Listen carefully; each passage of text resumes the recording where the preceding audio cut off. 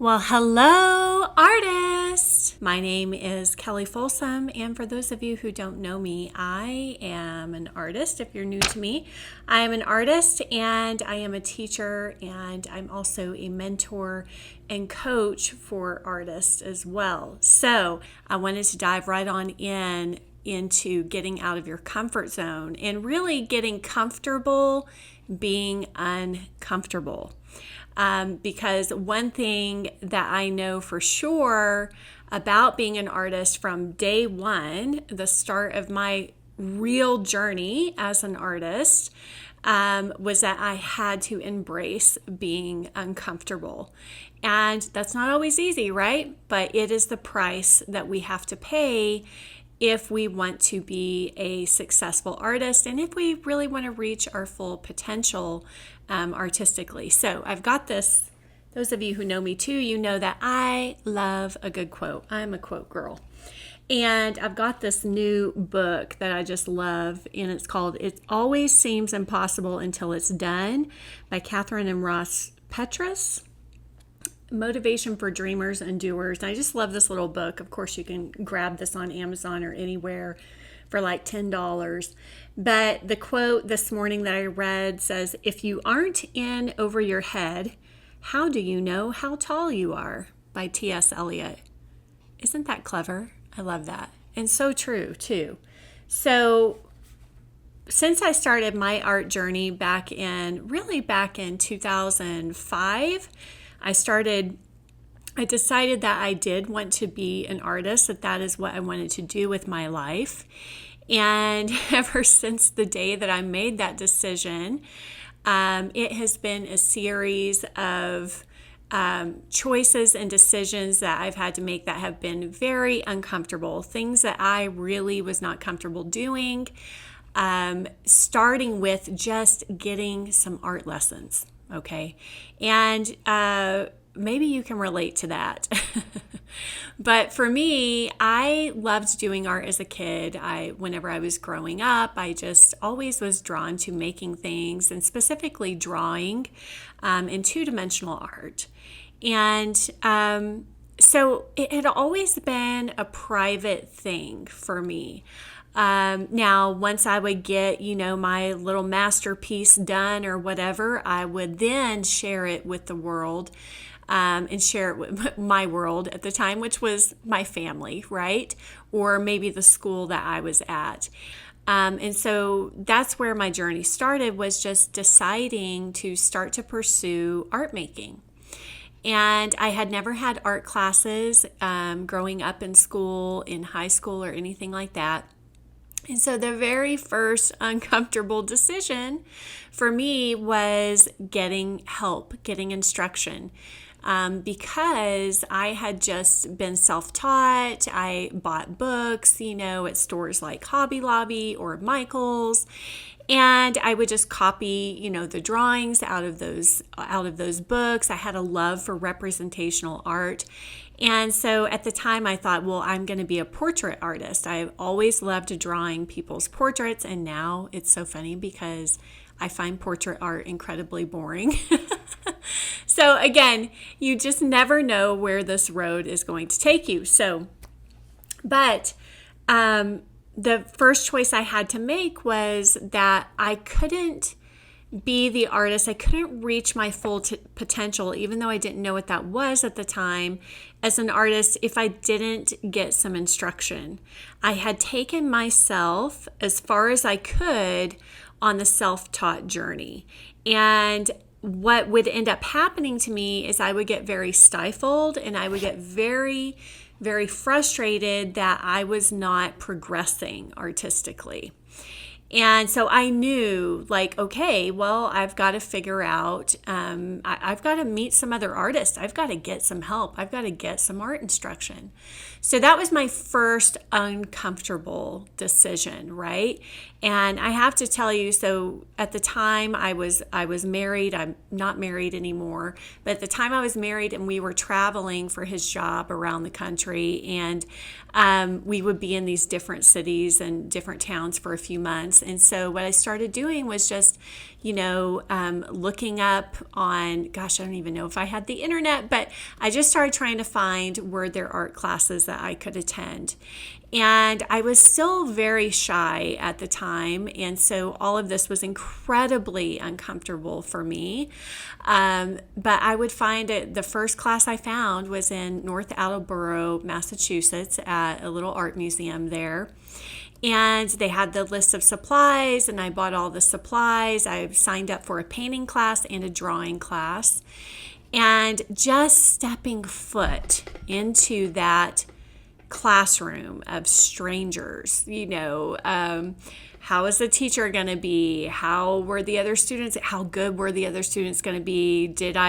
Was I about to find out that I really suck as an artist, And so all of these fears, all of these thoughts that were going through my head at the time. And what I have learned as an artist is that, over time, you overcome that discomfort one action at a time. And I think the word action is really, really key there. So you cannot get to where you want to be as an artist as long as you are staying in your comfort zone and in safety, right?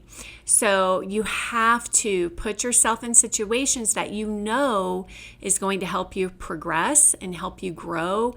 And guess what? It's not going to feel good whenever you do it. It's going to feel very uncomfortable, right? So you want to kind of become the discomfort diva, in order to really reach your full potential as an artist. So that was the very first decision that I made along the journey, was recognizing I need to get some instruction. I need some mentorship. I need some teaching. I need to learn about art. I didn't know anything about art. I didn't even know that artists were out there, making a living as an artist. I had never stepped foot into an art museum. All I knew was that I liked making art and I wanted to be this thing called an artist, and I had no clue whatsoever what that entailed. But I knew that I couldn't get there doing what I was currently doing, right? So that's what we all have to do. And I have to tell you a secret that never goes away. It never changes, right? So as we're growing, as we're progressing, we are just we continuously are putting ourselves in these situations where we have to get out of our comfort zones, and we have to feel uncomfortable, and then we start getting comfortable with that thing. And now that's not so scary anymore, and we start growing and we start improving and we start getting all of this fulfillment and meaning from doing that. And I really think that that's where the fulfillment and meaning comes from, is from us getting out of our comfort zone and facing that fear and facing those challenges on a regular basis. Okay, so I don't think courage is like, oh, I feel no fear at all, or I'm never uncomfortable. I think that is not true. I think courage is really feeling that fear, of course, as the famous Susan Jeffers said, right? Feeling the fear and doing it anyway. I think that is courage. Stepping out of your comfort zone when maybe you are embarrassed to go to an in-person class. Maybe it is uncomfortable for you to sign up for instruction or to enroll in a course that will benefit you. Maybe it's even uncomfortable to go to an art museum or to spend money flying across the country to go to the Met or to go see real art, because that will really enrich your life. So there's whatever that next right action is for you. I guarantee you it probably feels really uncomfortable. But that is the secret to your success. That is the price that you have to pay to have success as an artist, is identifying, number one, what is that next right action that you need to take. And I want you to really think about that right now. Just take a moment, because we always know what it is. We always know what the next right action is. And once you've identified, this is the next right step that I need to take, then you just have to take it. And you can't expect that it's going to feel comfortable, right? And you can't expect that it's all going to go right. That maybe 50% of the time you are going to just really have a fantastic experience and have all this feel happy and have all of this joy. And maybe the other 50% of the time you're going to maybe feel huge discomfort. Maybe you're going to embarrass yourself sometimes. Hello, I am the queen of embarrassing myself. I have embarrassed myself I don't know how many times over the last 13, 14 years on this art life journey. It happens, okay? Failure happens. Going back to the T.S. Eliot quote of, how can you know how tall you are if you're not in over your head? I love that quote. I constantly am putting myself in situations where I am in over my head. And I can tell you that is the only way that I have been able to really far exceed my wildest dreams of being an artist, to exceed far beyond what I ever thought would be possible. Because where you are right now, it's really difficult, and where I am right now, it's very difficult to project into the future and to be able to know where all of this is going, right? So you have to just basically trust in the process. Trust that if you will get out of your comfort zone, if you will do the next right action, and that may be signing up for a class, it may be going to your studio and painting that painting, or doing that. Maybe the next right action is just, hey, I need to break out my sketchbook and I need to sketch out that idea, instead of stalling on it forever, right? The other thing I feel is that we have to get out of our little bubble, right? We have to, put ourselves out into the real world, right? Whether this is an in-person class, an online class, whether this is making new art friends or joining an arts organization. So the more times that you do that, the more comfortable you get putting yourself in that position. And that's really where the growth and the massive progress will come in for you. Okay, my art friends. So today, take some time, think about how you can get out of your comfort zone. I want you to ask yourself what the next right action is for you to take, and does it feel uncomfortable?